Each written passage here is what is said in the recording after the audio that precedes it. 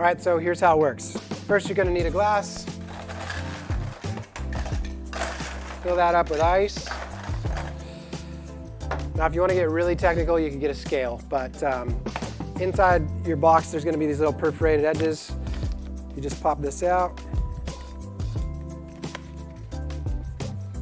pull out the little dispenser, super easy. There's going to be a little foil thing here, keeping it all nice and food safe, and then this can kind of click back in. So there you go. You can keep that in your fridge for up to 3 months once you've opened it.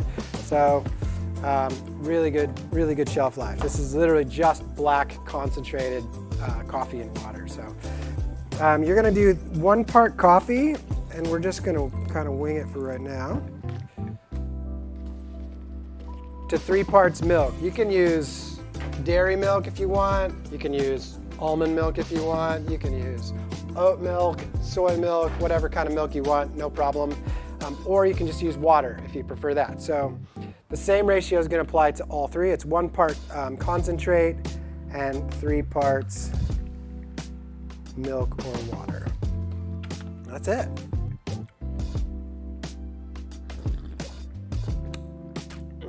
The goon.